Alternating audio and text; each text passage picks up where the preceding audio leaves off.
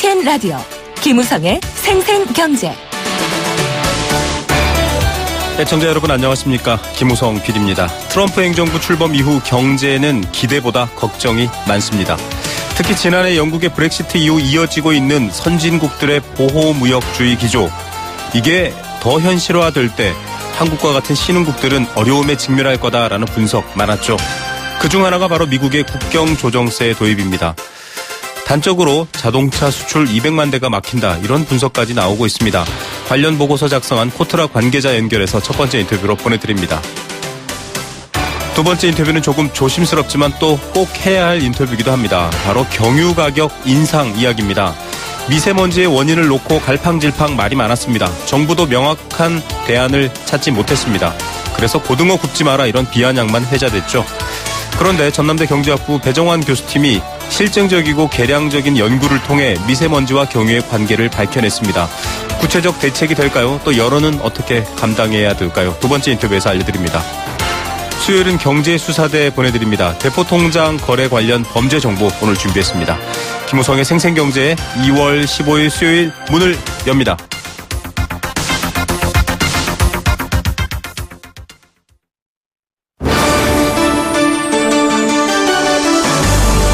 YTN 라디오 김우성의 생생경제.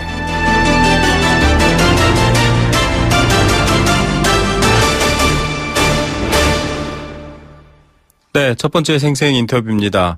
이 미국의 트럼프 행정부 출범 이후 하원 공화당이 자국 산업 보호를 위한 국경 조정세 도입을 강력 추진하고 있습니다.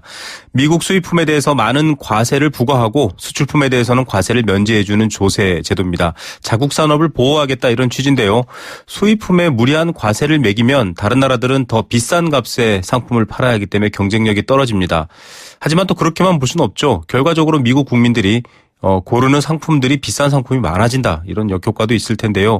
최대 규모의 무역 소송전도 전망되고 있고요. 당장 수출로 먹고 사는 우리나라 같은 그런 국가들은 어려움을 호소해야 될 상황입니다. 논란이 되고 있는 국경 조정세, 어떤 내용이고 또 대응 방안 어떤 것들이 필요한지 이 보고서가 하나 나왔는데요. 글로벌 이슈 페이퍼 작성한 코트라의 강환국 시장조사팀 과장 전화로 연결합니다.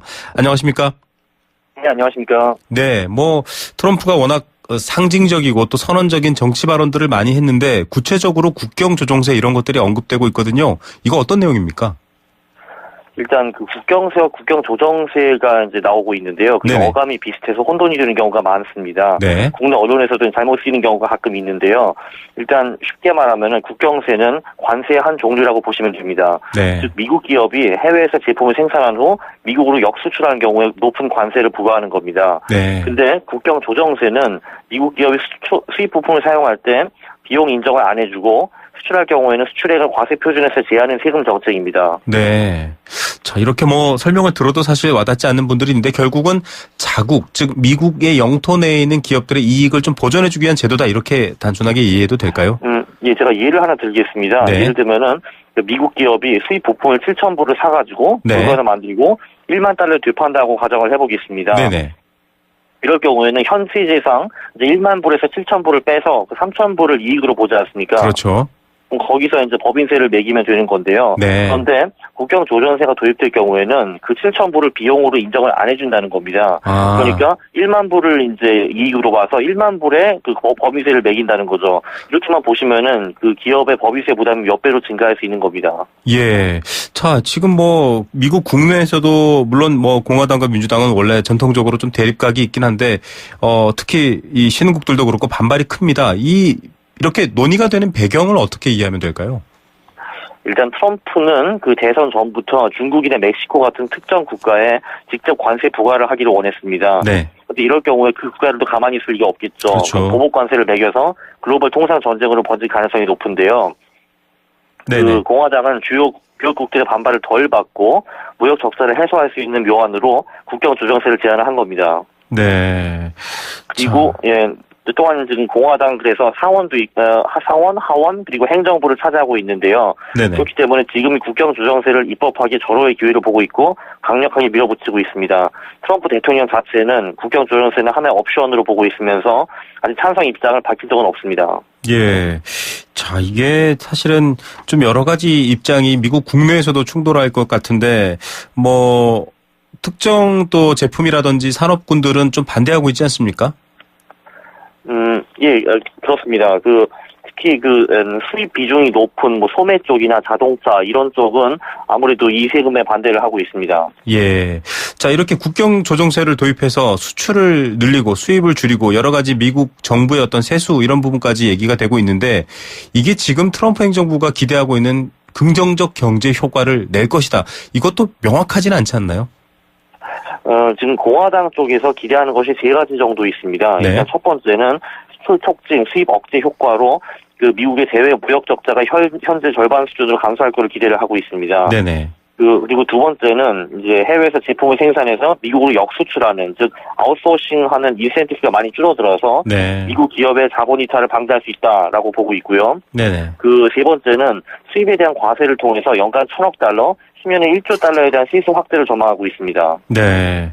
자, 이렇게 전망이라기보다는 이제 이런 근거를 들어서 얘기를 하고 있는데, 소비자와 앞서 말씀하신 것처럼 소비재라던가 여러 가지 수입 가공으로 인한 어떤 상품들은 지금 좀 반발도 있는데, 결국 중산층이나 소비자 부담이 있을 수 있고요. 또, 이게 사실은 미국 정부가 그렇게 추진한다고 해도 여러 가지 WTO 상의 어떤 갈등 같은 것들을 불러올 수도 있다. 이런 얘기도 있거든요. 어떤 내용입니까? 일단 월마트 같은 소매 기업은 대부분의 제품을 중국에서 수입하고 있지 않습니까? 네네. 이 해외 물품에 대한 비용 인정을 못 받게 되면은 월마트는 법인세 폭탄을 맞게 됩니다. 네. 이 법인세를 벌기 위해서는 월마트는 판매 가격을 올릴 수밖에 없겠죠. 그러니까 네. 비싸게 팔아야지 그 법인세를 충당을 할 수가 있으니까요. 이럴 경우에는 소비자들이 큰 피해를 볼 수밖에 없습니다. 일단 이게 하나 있고, 네. 그리고 교역 대상국들도 국경 조정세를 통해서 자국 대미 수출이 어려워진다는 걸 알고 있습니다. 네네. 그리고 지금은 국경 조정세는 기업의 이윤에 대한 법인세를 조정하는 것으로 직접세로 구분되어 있습니다. 네. 그래서 이게 WTO 규정에 위배가 됩니다. 그래서 며칠 전 2월 14일에 EU는 미국의 국경 조정세를 도입할 경우에는 WTO에 국경 조정세의 부당성을 제소할 것이라고 밝혔습니다. 네.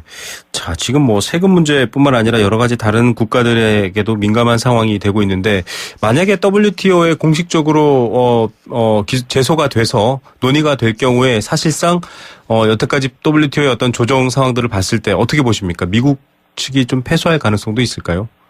그거는 제가 전문가가 아니라 밝히기 좀 힘들겠지만, 미국 피터슨 국제경제연구소 같은 곳은 미국이 패소할 경우에는 총 11개 국가에 2,200억 달러 배상금 지급 판결이 내려질 수 있다, 이렇게 분석을 했습니다. 그러니까 이걸 해서 패소를 하면 미국에게도 상당히 큰 마이너스가 되죠.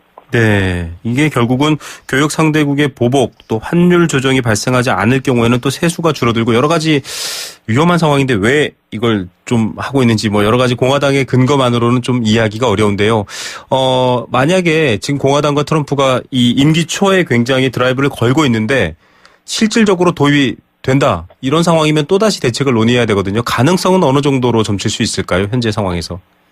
말씀하신 것처럼 공화당은 국경 조정세를 강력하게 추진을 하고 있으나 반발도 큰 편입니다. 네. WTO 제소 가능성은 조금 전에 설명을 드렸고요.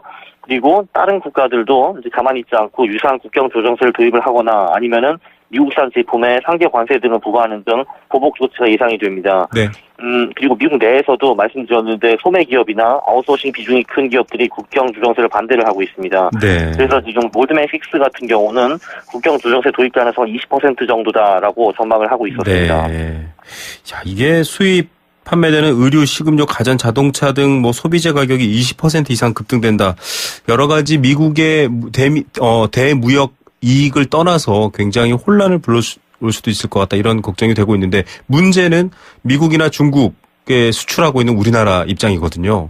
이게 도입이 되는 가능성이 높지는 않다라고 하지만 만약에 이런 방식의 어떤 조치들이 부분 가시화만 되더라도 한국 경제는 좀 타격을 많이 받지 않을까요? 예, 어느 정도 타격은 불가피할 것 같습니다. 아무래도 미국 내수 경기 활성화에 힘입어서 저희 소비재 쪽이 지금 잘 나가고 있었는데요. 그렇죠. 예를 들면 휴대폰, 가전, 생활용품 이런 게 있는데 이쪽이 타격을 입을 예상입니다. 아무래도 소비자 가격이 많이 올라갈 테니까요. 네. 그리고 두 번째는 저희 기업 중에서 미국이나 중국 쪽에 중간재를 수출하는 기업들도 많이 있습니다. 네. 특히 전자, 반도체, 석유화학 이런 쪽에서 그 중간재 수출 기업이 많이 있는데요. 네. 이쪽도 큰 입을 수 있습니다. 아, 지금 또 오늘 화제가 된 뉴스가 물론 여기 지금 쭉 설명해 주신 내용과 같은 내용이긴 합니다만 자동차의 경우에는 1년 연간 판매량에서 200만 대가 줄어들 수도 있다. 이런 전망도 있던데 어떤 계산입니까? 그거는 아무래도 자동차 쪽에 부품을 해외에서 수입하는 경우 굉장히 많지 않습니까? 네. 그렇기 때문에 이런 쪽에도 이 국경 조정세가 적용이 되면은 소매 가격이 8% 정도 이상될 수 있다라고 나오면 아소시에이츠라는 곳에서 보고를 했습니다. 네네. 그래서 그거를 가정할 경우에 미국 전체 자동차 판매가 200만 대 정도 감소할 수 있다라고 그쪽에서 보고를 했습니다. 물론 이제 현대차가 200만 대 뛴다는 건 아니고요. 네네. 미국 전체 시장이 그만큼 감소할 수 있다라는 겁니다. 미국 전체 시장에서 판매되는 자동차에 대한 얘기고요. 200만 대 판매 네. 감소. 결국은 지금 미국 내에서 생산되고 있는 자동차와 비교했을 때 자국의 어떤 자동차나 이런 것들이 훨씬 더 반사 이익을 얻을 수 있겠다. 이런 또 속내가 깔려 있겠네요. 예, 그렇습니다. 네. 네. 자, 중국의 중간재 수출, 또 중국의 대미 수출, 뭐 여러 가지 수출은 사실 얽히고 설켜 있는데 이런 식으로 어떤 지금 우려하는 바들이 가시화될 경우에 가장 걱정되는 것은 결국 한국의 경제에 있어서 수출에서 주는 어떤 이득 혹은 영향 부분이 큰데요. 전체 수출이 감소할 우려에 대해서는 어떻게 분석됐습니까? 지금 한국은행에서 보고서가 하나 나온 게 있는데 네. 우리나라의 중국 수출 중 68.7%가 중간재라고 합니다. 네. 그리고 그 중간재 중에서도 일부는 다시 미국으로 흘러 들어가는데요. 그런 비중이 좀 있습니다. 그래서 지금 얘기가 나오는 게 미국이 국경 조정세를 도입하면 중국의 대미 수출이 10%, 즉 460억 달러 정도 감소할 수 있다고 하는데요. 이럴 경우에 한국은행은 우리나라의 총 수출이 0.36% 감소할 것으로 분석을 했습니다. 네. 자, 총 수출 감소. 이건 사실 국내적으로 또 도미노처럼 일자리 문제라든가 여러 가지 어려움을 야기할 수도 있을 것 같습니다. 결국은 위험이 있다라고 하면 어떻게 알아야 할지 이 대응 방안을 찾아야 되는 걸 텐데요. 어떤 대안들이 좀 가능할까요? 일단 다행스러운 거는 현 시점에서는 국경 조정제 도입 가능성이 높지는 않습니다. 그런데 사전 검토를 통해서 만약 도입이 되면은 우리 수출, 산업, 금융시장 등에 어떤 영향을 미칠지 분석을 해야 합니다. 그리고 분위기가 심상치 않게 돌아가면은 OECD, G7, WT 등과 공조를 하면서 대응책을 고민을 해봐야 합니다. 네. 그리고 우리 기업이 할 수 있는 대응책을 살펴보면은 두 가지 정도 있을 것 같은데요. 첫 번째는 현지 진출입니다.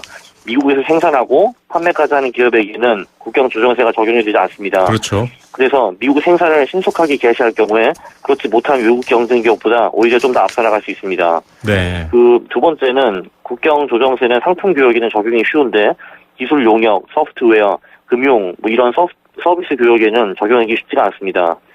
그래서 우리 기업도 단순 상품 수출에서 탈피해서 상품, 용역, 디자인, 기술 등 좀 혼합된 프로젝트형 고부가 가치 수출을 지향해야 할 겁니다. 네. 결국은 좀 제조업의 핵심 타겟이기 때문에 그걸 좀 더 확대하고 가야 되겠다 이런 얘기인 것 같습니다. 좀 더 많은 대안들 또 나오는 대로 저희가 다시 한번 연결하겠습니다. 오늘 말씀 감사드립니다. 네, 감사합니다. 네, 코트라 시장조사팀 강환국 과장이었습니다. 속보 하나 전해드리도록 하겠습니다. 말레이시아 주재 북대사관 차량이 말레이시아의 김정남 시신이 보관되어 있는 병원으로 진입했다라는 속보가 나오고 있습니다. 시신 인계와 관련돼서 북측이 이미 시신을 가져가겠다 이렇게 밝힌 사실이 있는데요. 구체적인 움직임이 포착된 뉴스였습니다. 정치 뉴스에서 더 자세한 소식들 전해드리도록 하겠습니다. YTN 라디오 김우성의 생생경제. 함께 느끼는 우리 경제 공감사전입니다. 여러분과 함께 경제 뉴스 이슈에 등장하는 다양한 이야기들 생각 나누는 시간이고요. 늘 의견 보내주셔서 감사합니다. 의견 보내주시면 추첨을 통해 도심 속 꿈의 놀이터 일산 원마운트 워터파크 이용권 드리고 있고요. 1683년 300년 커피 문화와 전통이 있는 비엔나 커피하우스에서 원두커피 드리고 있습니다. 단문 50원, 장문 100원의 정보 이용료 부과되는 샵 0945번으로 문자 보내시면 됩니다. 오늘의 경제 공감사전은 뒤이어질 인터뷰 내용이기도 한데요. 미세먼지입니다. 육안으로는 보이지 않는 아주 작은 크기의 먼지입니다. 대기 중에 떠다니는 물질을 미세먼지라고 부릅니다. 멀리 바라보다 보면 그 미세먼지의 실체가 가끔 눈으로도 보이기도 하죠. 이틀에 한 번꼴로 미세먼지가 나쁨 단계를 보이면서 정말 미세먼지와의 전쟁이라는 말까지 나오고 있고요. 이 원인으로서는 다양한 이야기가 제기되고 있습니다. 자동차 연료 연소, 사업장의 연소, 발전 이런 것들을 얘기하고 있습니다. 문제는 그 경제적 피해가 건강을 포함해서 굉장히 심각하다라는 겁니다. 각종 질병을 악화시키고요. 또 폐기능을 저하시키기 때문에 몸이 약하신 분들한테는 치명적이기도 합니다. 오늘 하늘 바라보시면서 여러분 계신 곳의 미세먼지는 어떻습니까? 미세먼지의 대책을 빨리 세워야 되는데 일단 원인부터 논란이 있고요. 경제적 관계부터 말이 많았습니다. 2부 인터뷰에서는 이걸 좀 경제학적으로 실증적으로 밝혀낸 논문을 쓴 연구자와 함께 대한 얘기 해볼 텐데요. 일단 답답한 미세먼지에 대한 여러분들의 의견, 마음 공감하고 싶습니다.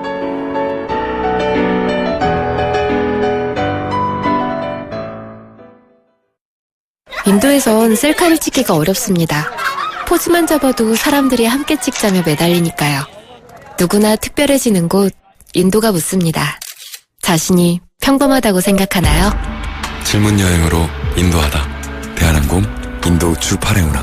Excellence in Flight, Korean Air.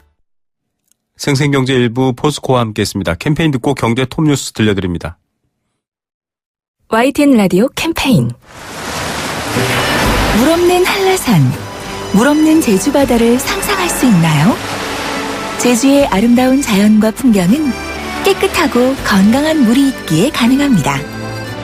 제주를 아름답게 만들어주는 건강한 물은 우리의 몸과 마음도 아름답게 만들어줍니다.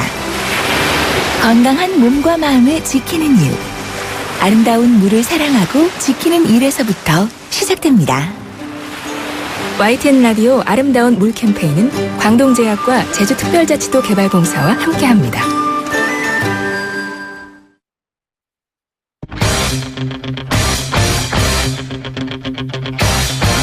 지금 가장 뜨거운 경제 소식. 경제 톱 뉴스. 네, 이 시각 주요 경제 뉴스 먼저 전해드리겠습니다. 결국 소득이라는 건 아직까지는 일자리를 말하는 건데요. 실업자는 100만 명을 넘어섰고 취업자 감소폭도 최대를 보이고 있습니다. 첫 번째 소식으로 준비했습니다. 주택 문제 만만치 않은데요. 서울시는 계속 공공임대주택 비율을 높이고 있습니다. 관련해서 두 번째 뉴스로 전해드리겠습니다. 가계대출, 특히 제2금융권이 많이 늘었다라는 소식이 있습니다. 풍선 효과 계속 경고하고 있는데 그런 게 가시화되는 건 아닌지 더 우려가 커지고 있습니다. 이 시각 경제 톱뉴스 2대1 권소연 기자 연결합니다. 안녕하십니까? 네, 안녕하세요. 네, 자 취업자 관련 통계가 또 발표가 됐네요. 그렇게 또 마음이 좋은 소식은 아닌 것 같습니다. 네, 지난달 취업자 보니까 2,568만 9천 명이었는데요.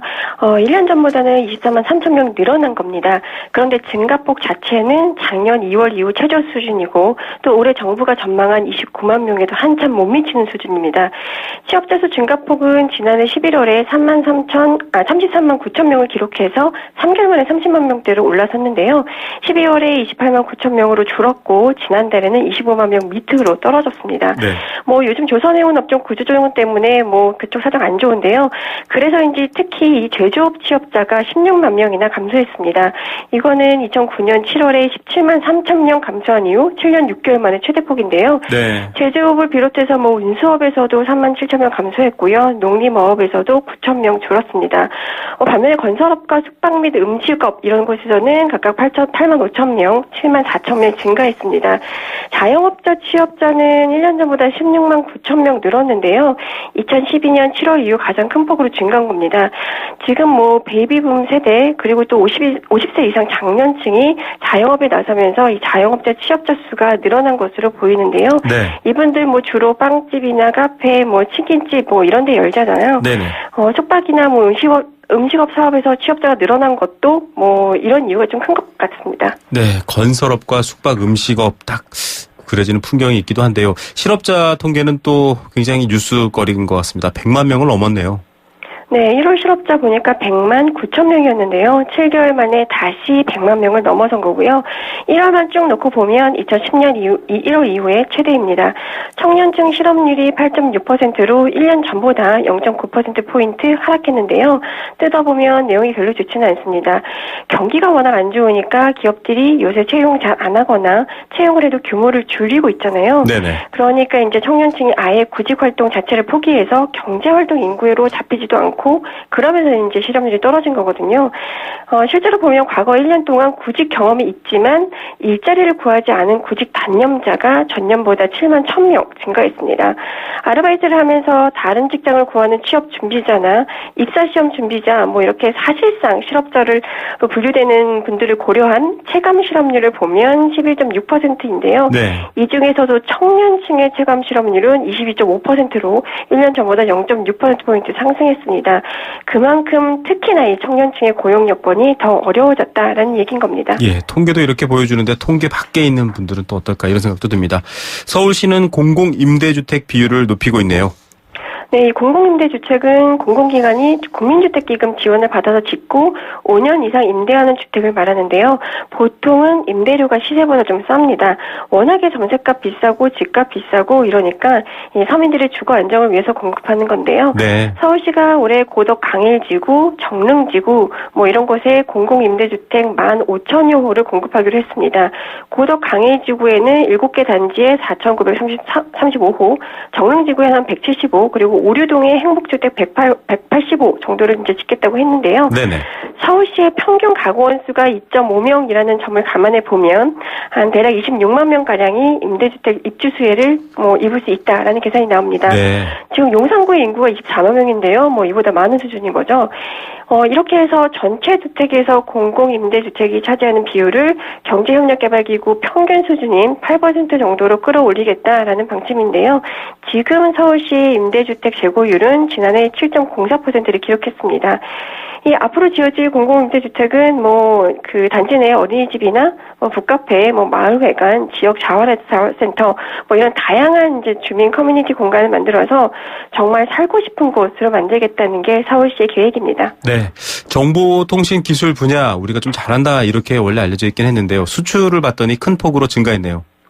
네, 이 산업통상자원부의 자료를 보니까 1월 정보통신기술 우리가 ICT라고 하죠. 네네. 이 분야의 수출이 전년 동월 대비 16.7% 증가했는데요.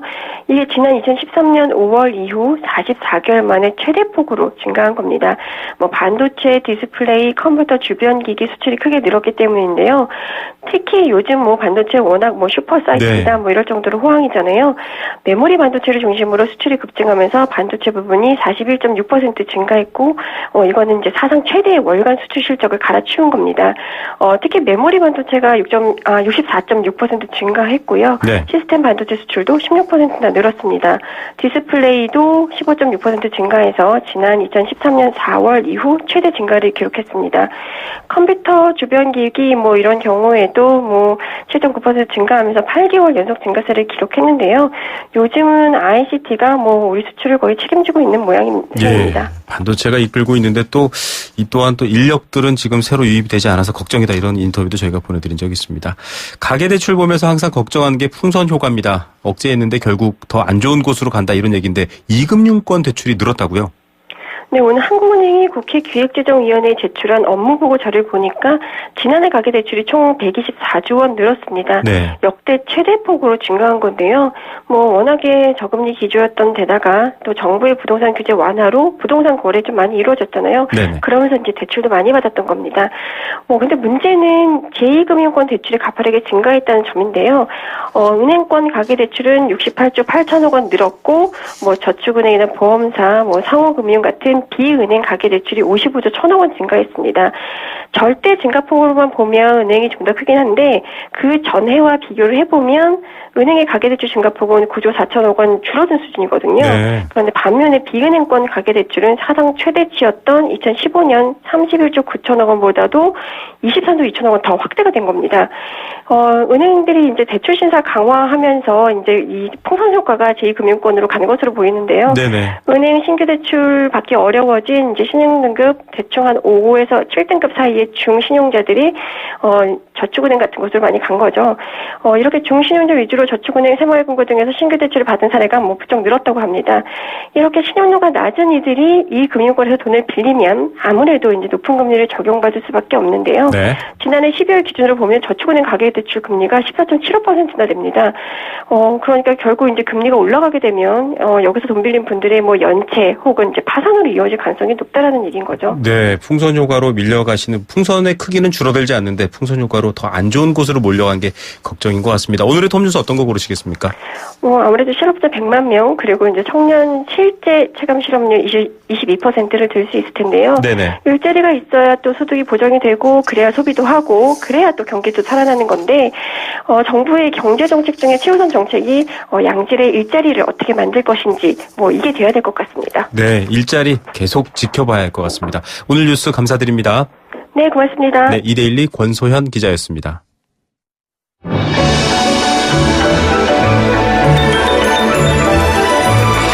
오늘의 경제를 들여다보는 시원한 창. YTN 라디오 김우성의 생생경제 생생인터뷰. 네, 두 번째 생생 인터뷰입니다. 일기예보상으로 서울 경기는 오후부터 미세먼지가 좀 덜해질 것이다 이렇게 밝혀지고는 있는데요. 현재 상황은 바깥을 보면 조금 뿌였습니다. 이렇게 미세먼지 이야기 지난해에도 온도가 조금 따뜻해지면서 계속 논란이 됐습니다. 대책은 있느냐, 원인은 뭐냐 이런 얘기가 있었고요. 특히 경유 가격 인상 발표가 환경부와 기재부의 엇박자로 발표가 되면서 굉장히 여론이 뜨거웠었습니다. 그 뒤로 실질적이고 구체적인 정책 또 행동 여러분도 뉴스로 많이 보신 적은 없는 것 같죠. 이렇게 나오지 않았는데요. 전남대학교 경제학부 배정환 교수팀이 연구를 했습니다. 실질적인 상관관계를 계량적으로 연구했는데 경유 가격 인상이 실제로 미세먼지를 줄이는 데 효과가 있다. 이렇게 규명을 했습니다. 물론 여론은 경유 인상에 대한 다양한 이유로 비판을 하고 있습니다. 그런데 비판 이전에 실질적인 해결 방법에 대해서 빨리 얘기가 돼야 된다라는 측면에서 이 이야기, 이 연구를 좀 주목할 필요가 있을 것 같습니다. 관련 연구 담당한 배정환 교수 전화로 연결합니다. 교수님, 안녕하십니까? 예, 안녕하세요. 네, 아침에 뉴스가 떴는데 굉장히 지금 많은 분들이 관심을 갖고 있습니다. 경유값 10% 올리면 미세먼지 등의 대기오염 물질 5%가 준다. 이런 내용의 연구거든요. 어떤 내용입니까?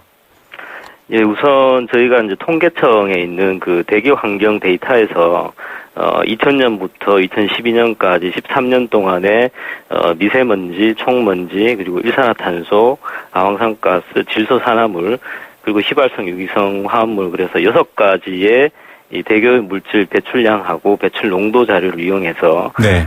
경유 소비량이라든지 석탄 화력 발전 양이라든지 황사일수 같은 그런 주요 이제 배출원들이 대기 오염에 어떤 영향을 미쳤는지를 이제 분석했고요. 네네. 거기에 더해서 이제 경유 소비가 이제 다른 오염원들에 비해서 더 많은 영향을 미치는 것으로 나타나서 그렇다면 경유 가격을 인상하면 경유 소비가 얼마나 감소하고 이에 따라서 대기 오염 물질이 얼마나 감소했는지도 이제 추가로 연구를 한 것이죠. 예, 이게 어떤 전체적인 배출원, 즉 주로 화석 연료라든지 이런 부분들이기 때문에 비산먼지나 이런 부분들이기 때문에 그 데이터와 환경부 통계청에서 발표하는 대기 오염의 데이터를 서로 이제 그 관계를 분석했다 이렇게 이해하면 되겠죠. 네. 예, 실제로 이 미세먼지라든지 이런 부분들로 인한 경제 손실, 그러니까 경제적으로 봤을 때 이런 손실이 있다라는 것들도 혹시 알려진 바가 있나요? 제가 직접 연구한 건 아닌데, 네네. 저희 그 OECD에서 나온 보고서를 인용을 하면요. 네. 오는 이제 2050년경이 되면, 대기오염에 따른 조기 사망자가 이제 우리나라 같은 경우에 OECD 국가 중에 1위를 차지할 것이다. 1위요? 네. 예. 그리고 이제 1인당 기준으로 보면, 사회적 비용이 이제 2050년경에 이르면 연간 $500로, 중국의 600불에 이어서 2위로 전망이 됩니다. 예. 그래서 이거를 전체 국민 5천만 명에 적용을 하게 되면 연간 손실이 한 250억 원 정도 네. 되는 걸로 이제 예상이 되고 있습니다. 예, 경제적 부담뿐만 아니라 생명이 또 직결되어 있는 문제이기도 한데요. 그간 사실 정부가 명확한 원인이라든지 대책 이런 것들을 사실은 좀 납득할 만큼 이렇게 충분히 공감을 하지 못했거든요. 그래서 고등어 굽지 마라 수준의 이야기만 회자가 됐는데 정책적으로 지금 이번 연구에서 밝혀내신 부분들은 당장 실행이 가능한 수준의 연구 결과다 이렇게 봐도 될까요? 사실 그동안 이제 대책이나 논의가 없었다기보다는 환경부가 이제 주무부처인데요. 네네. 공영부처들한테 밀린 거라고 봐야 되겠죠. 왜냐하면 작년 봄 같은 경우에 이제 미세먼지 문제가 심각해지면서 네. 예, 환경부에서 이제 맨 먼저 내놓은 카드가 경유 가격 인상이었거든요. 네네. 그런데 이제 부처 조정 회의를 하면서 산업부에서는 이제 산업 경쟁력이 약화된다. 그리고 이제 기획재정부에서는 이제 물가 상승이랄지 또 유류 보조금이 증가하기 때문에 안 된다. 그래서 이제 유야무야가 된 것이죠, 어떻게 보면. 네. 그래서 이제 제가 보기에는 이제 이 경유가 공장도 가격으로 봤을 때 사실 휘발유보다 한 15원 정도 리터당 네. 더 비싸거든요. 네네. 그런데 유류세는 이제 휘발유 기준으로 보면 한 85% 수준밖에 안 되기 때문에 경유값이 싸죠. 네. 예, 그래서 소비자 가격으로 보면 경유가 오히려 휘발유보다 한 200원 정도 더 싸게 되는 이제 역전 현상이 발생이 되는 거죠. 네. 그러니까 너도 나도 이제 경유차를 이제 구매하게 되는 거고 특히나 이제 여가 활동이 늘어나면서 이제 SUV 수요가 이제 10년간 지속적으로 이제 늘어왔거든요. 네네. 그런데 미국 같은 경우는 이제 SUV가 주로 휘발유로 가는데 우리나라는 SUV가 거의 다 디젤을 씁니다. 왜냐하면 더 싸니까. 그래서 이제 적어도 이제 휘발유에 대한 유류세만큼이라도 경유에 대한 유류세를 올릴 필요가 있고 이 두 휘발유하고 경유에 대한 이 유류세 비율을 지금 100대 85로 돼 있는데 95대 90 정도로 조정할 필요가 있다라는 거죠. 예, 사실 이 경유 가격이 싼 이유에 대해서도 저희가 작년에 인터뷰를 한 적이 있습니다. 산업적으로 주로 사용되는 운송용으로든 산업적으로든 경유가 쓰이기 때문에 국가에서 정책적으로 가격을 낮춰준 건데요. 지금 교수님 지적하신 것처럼 SUV라든지 레저 또 수입차들이 경유를 주로 쓰는 부분들에 대한 고려가 있는 거죠. 일단 좀 뒤에 비판적인 얘기에 대한 대안은 다시 한번 얘기하기로 하고요. 네. 미세먼지 원인이 사실 다양하다 이런 논란이 있었습니다. 중국에서 넘어오는 게 대부분이지 않냐라고 주장하시는 분, 계절적 요인, 화력발전소가 더 큰 문제다, 이렇게 되어 왔었거든요. 그런데 교수님 연구는 특별히 경유차, 또 경유 가격에 포커스를 두셨는데 그 배경은 뭘까요? 사실 일부에서는 경유뿐만 아니라 휘발유도 문제가 되지 않느냐, 또 도로를 달리는 타이어에 의해서 이제 마오되는 그런 부분들도 많지 않느냐, 중국발 황산화수소가 절대적이다 그런 이야기를 하지만 네. 제가 적어도 환경부에 있는 또 통계청에 있는 공식 자료를 이용해서 분석을 해보면 휘발유가 미친 영향은 크지 않아요. 네. 그리고 이제 황사일수라든지 화력 발전, 강수량, 기온 여러 가지 요인들도 다 분석을 해봤는데 가장 광범위하게 영향을 미치는 게 지금으로서는 경유 소비로 나타난 것이고요. 네. 그리고 이제 중국발 황사 문제 같은 경우는 사실상 국내 정책으로는 풀 수가 없는 문제잖아요. 그렇죠. 그리고 이제 화력 발전 같은 경우는 대기오염 물질 중에 비산먼지라는 게 있어요. 네네. 근데 이 비산먼지 같은 경우는 지금 통계청 자료가 상당히 문제가 있어서 이걸 분석을 못했고요. 네. 그래서 이제 결국은 이제 경유 소비에 방점을 두게 된 거고, 저희 이제 경제학자로서 경제적 유인 정책이 어떻게 보면 가장 효과적인 정책 수단이라는 점에서 경유 가격에 포커스를 이제 맞춘 거죠. 네, 실질적으로 적용 가능한 효과적인 정책 수단을 찾기 위해서는 경유 가격이다. 그런데 또 일각에서는 이런 얘기도 합니다. 경유 사용이라든지 이런 것들이 사실은 자료를 구해서 이렇게 좀 자료화하고 정책을 가시적으로 보이기에 좀 쉬워서 그렇다. 쉽게 말하면 좀 애꿎은 기름값만 두드려 패는 거 아니냐 이런 말 하시는 분들도 있거든요. 네, 그런 이유 때문은 아니고 앞서 말씀하셨던 것처럼 가장 좀 현실적으로 적용 가능한 측면에서 보았다 이렇게 이해하면 될까요? 네, 아무래도 제가 이제 과학자로서 가치 중립성을 지켜야 되기 때문에 그런 측면에서 어떤 기존의 어떤 논리나 이런 것들을 옹호하기 위해서 연구한 건 아니고요.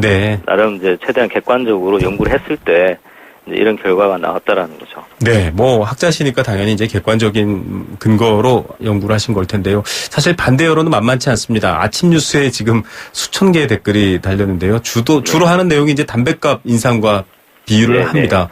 담배값 올리면 담배 덜 필 거라고 했는데 결국 계속 피지 않느냐. 경유값 올려도 실질적으로 경유를 줄이는 게 목표인데 경유 사용량 줄지 않을 것이다. 이런 어떤 무용론에 대한 비판들이 많거든요. 어떻게 보십니까? 글쎄 이제 과거에는 이제 주로 트럭이라든지 용달차 이런 것들이 이제 주요 경유 이제 소비자였기 때문에 이런 서민 경제 문제를 많이 이야기하고 있어요. 이제 댓글들을 이렇게 쭉 살펴보면.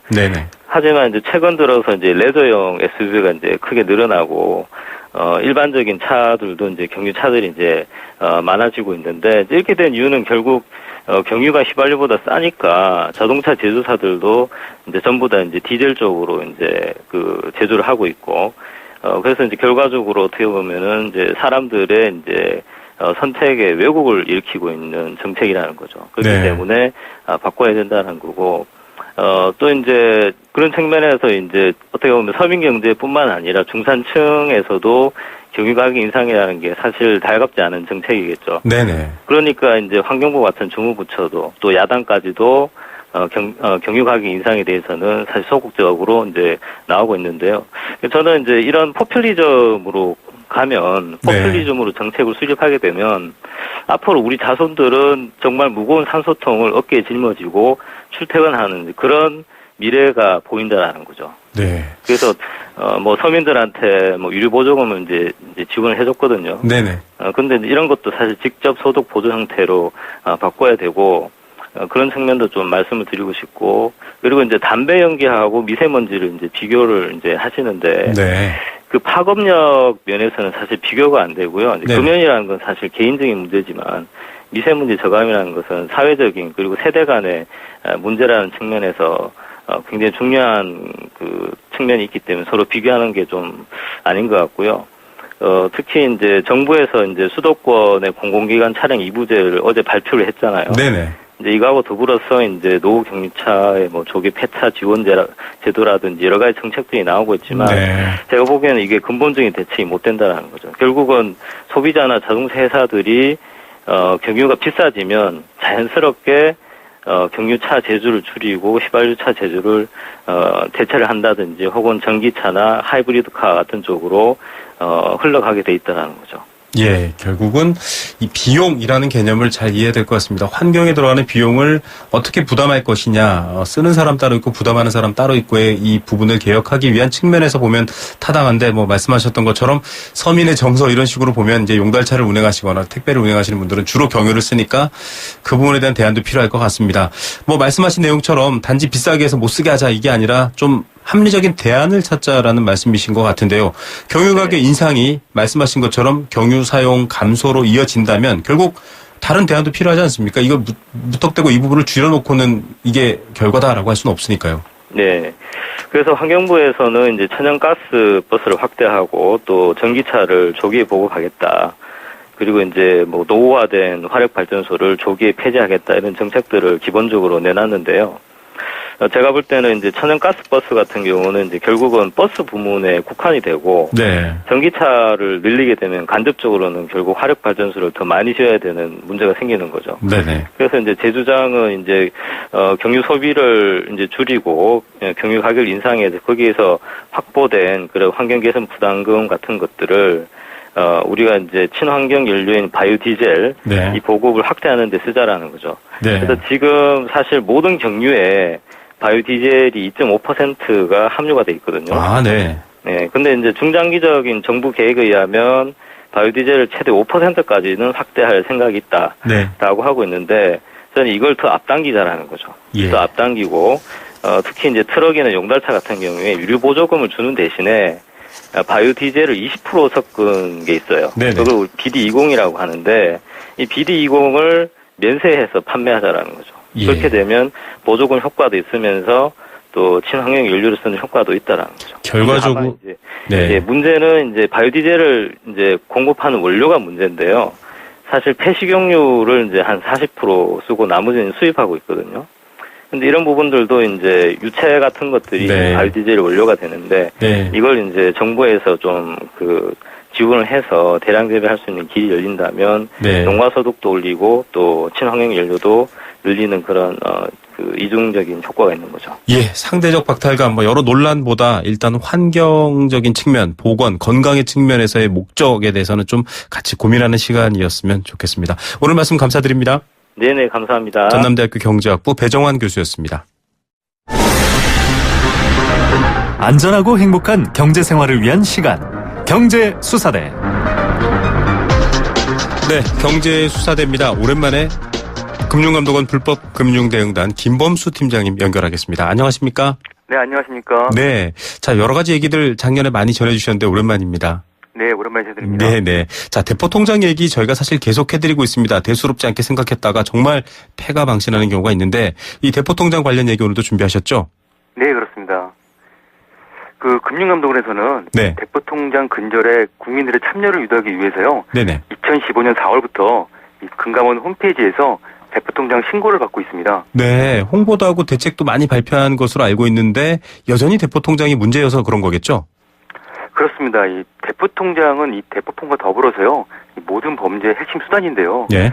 이 보이스피싱으로 인해서 지급 정지된 대포통장 숫자가 2014년 7만 4천 건, 2015년 5만 7천 건, 그리고 작년에는 4만 6천 건으로 네. 이제 매년 20%씩 감소하고 있지만 네네. 아직도 여전히 성행하고 있는 상황입니다. 예, 이렇게 숨기고 하는 것들 다 나쁜 이유가 있겠죠. 자, 보이스피싱범들이 대포통장 모집하는 주요 광고 유형 한 번 더 알아야 될 것 같습니다. 네, 이 사기범들이 대포통장 모집을 광고하는 이 대표적인 유형에 대해서 말씀을 드리겠습니다. 네. 우선 그 가장 많은 유형으로요. 이 사기범들은 특정 법인의 직원을 사칭해서 세금 감면을 위해서 통장이 필요하니 통장을 양도해주면 월 500만 원, 600만 원을 지급해주겠다라고 이 불특정 다수에게 메시지를 발송합니다. 네. 특히 요즘 이제 규류 회사를 사칭하면서 이 세금 감면을 위해 통장을 빌려달라는 문자 메시지가 많이 오는데요. 네. 이 국민 여러분의 각별한 유의가 필요합니다. 네네. 예. 그리고 다음으로는 이 아르바이트 정보 사이트에 구인 광고를 게시하고 지원자들에게는 기존 채용이 마감돼서 다른 아르바이트를 소개시켰다고 하면서 통장을 인도해주면 하루에 몇만 원, 몇십만 원을 주겠다고 권유를 합니다. 네. 예. 그리고 이제 SNS, 인터넷 카페 등에서 대포 통장으로 사용될 법인 통장을 대신 개설하는 아르바이트를 모집한다고 공개적으로 광고하는 그런 사례들이 있습니다. 예, 개인의 통장을 이 개인 정보가 아닌 다른 분한테 주는 것 자체가 무조건 안 된다라는 얘기 다시 한번 염두에 두시고요. 이렇게 아르바이트니 뭐니 굉장히 좀 현혹될 만한 내용인데 이게 어떤 내용들입니까? 예, 특히 이제 이 대포 통장으로 사용될 법인 통장을 대신 개설해달라 이런 이제 광고들이 있는데요. 네네. 이 사기범들은 인터넷 도박 등에 사용하기 위해서 대포 통장을 대신 개설하는 업무고 이제 자기들이 법인 등기부 등본, 가짜 임대차 계약서를 준비할 테니까 네. 이 서류로 은행에 가서 그 법인 통장을 새로 개설해 오면 통장 한 개당 몇만 원씩 지급해주겠다. 월 한 400만 원, 500만 원을 수입을 보장한다. 라고 이제 유인하고 있습니다. 네. 그런데 이제 구직자들이 이 대포 통장을 개설할 경우에 처벌받는 것이 아니냐라고 우려를 하면 네네. 사기범은 이 대포 통장이 보이스피싱에 사용되는 게 아니라 이 도박 사이트에 사용되는 거니까 처벌받을 일이 없고 네. 만약 경찰 조사를 받는다면 자기들이 사전 교육을 시켜서 그대로 진술하면 아무 문제가 없다. 라면서 이제 구직자를 기만하고 있습니다. 네네. 네. 그럼 이와 관련된 사기범 목소리를 한번 들어보시겠습니다. 네, 여러분 집중해서 들어주시기 바랍니다. 하시는 일은 소통 개설하신 일이고요. 저희가 1인 사업자 서류를 드려요. 그 서류를 가지고 나가셔서 통장을 개설해서 저희한테 이제 전달을 하시는 거고요. 이게 이제 통장 개설하신 개수당 건당 7만 원씩 지급을 해드리는데 한 달이면 최소 600 정도 사이 받아가시는 거예요. 크게 문제가 없다 말씀드린 이유는 최악의 경우가 그냥 전자상거래법 위반으로 해서 이제 벌금 100만 원, 150만 원 나와요. 빨간 줄 가거나 그런 것도 아니고. 그래서 벌금 같은 경우는 예, 이미 여러분들 듣고 계시면 빨간 줄 가지도 않고라고 하는데 이 자체도 좀 그렇고요. 참 절박한 분들을 악용하는 것 같은데 처벌이 좀 미약한 거 아닌가요? 그렇지 않습니다. 이 대포 통장을 매매할 경우에는요, 그 목적하고 상관없이 형사처벌 대상이고요. 무조건 예. 그렇습니다. 예, 피해자에 대해서도 이 손해배상 책임이 있습니다. 타인에게 통장을 양도하거나 혹은 대가를 받기로 약속만 하더라도 이 형사처벌을 받습니다. 네. 3년 이하의 징역, 2천만 원 이하의 벌금이고요. 네네. 그리고 이제 통장을 넘겨줘서 대포통장 명인이 되면 이 금융질서 문란 행위죄로 등록될 수 있는데요. 이 경우에는 신규 대출이 거절된다든지 신용카드 한도가 줄어든다든지 이런 금융거래 불이익이 최장 12년 동안 지속될 수 있습니다. 네. 네. 그리고 이제 본인의 통장을 넘기는 뿐만 아니라 지금 위의 사례처럼 대포통장을 개설하는데 대신 가서 도와주는 업무도 이 불법임을 인식하고 있다면 형사처벌을 받을 수 있습니다. 예, 이런 사례 제안이 오면 신고하면 혜택이 있죠? 그렇습니다. 이 금융감독원은 그 홈페이지에 신고된 내용에 대해서요, 구체적인 증거자료가 포함되어 있는지, 수사기관의 혐의 입증에 도움이 되었는지 이런 여부들을 심사해서 우수 신고자에게 최대 50만 원까지 포상금을 지급하고 있습니다. 네네. 자, 여러분 좋은 일도 하고 또 포상금도 있다고 하고요. 과거에도 여러 가지 이 오픈마켓에서 거래되는 것들 밝혀내서 많이 도움이 되고 있습니다. 함께 예방하는 것 외에는 방법이 없고요. 궁금하시면 1332 금감원으로 전화하시기 바랍니다. 오늘 말씀 감사합니다. 네, 감사합니다. 금융감독원 불법금융대응단 김범수 팀장이었습니다. 크리네어 테크. 크리네어 테크 집중기. 주물 작업, 연마 작업, 페인트 작업. 분진가스, 냄새, 연기 작업장 분진. 이 세상에 못 없애는 분진이 어딨어. 크리네어 테크 기술력이 끝내줍니다. 크리네어 테크. 크리네어 테크 집중기. 들었어? 용인 행점타운 센텀스카이. 단지 내 시설이 어마어마하다며? 수영장도 지을 예정이래. 단지 안에 수영장? 그 말 다 했네. 남다른 커뮤니티로 자부심을 높고 크게. 용인 행정타운 센텀스카이. 조합원 가입문의 1600-4430 용인시청역 지역주택조합 추진위. 2월의 제이준 통신. 졸업식의 달 2월입니다. 친구들과 이별이 아쉽기도 하지만 이날만큼은 여러분이 주인공이죠. 졸업식 전날 밤 딱 15분. 제이준 마스크팩 하세요. 졸업식 사진은 평생 가니까 제이준 잊지 마세요. 내일 더 빛나는 마스크 제이준. 네, 생생경제 포스코와 함께했습니다. 오늘 미세먼지 이야기 뜨겁네요. 정말 담배처럼 세금만 올리고 돈만 걷고 결국은 경유차는 줄지도 않을 거다라고 비판하시는 의견도 있고요. 또 목이 너무 아프고 답답합니다. 어쨌든 경유차 줄여서 환경 좋게 해야 되는 건 맞지 않나요? 라는 얘기도 있습니다. 서민들은 어떡합니까? 경유차 주로 운행하는데 이런 걱정이 있는 분들도 있고요. 택시기사님도 장시간 운전하다 보면 정말 힘듭니다. 창문 계속 닫고 다닐 수는 없잖아요. 예, 이런 얘기도 있고 중국 미세먼지 단속해야지 이런 얘기도 있습니다. 답 같이 찾아야겠죠. 정답은 없는 것 같습니다. 오늘 얘기는 여기까지였고요. 내일 3시 10분에 다시 힘이 되는 경제 이야기로 찾아오겠습니다. 김우성의 생생경제였습니다.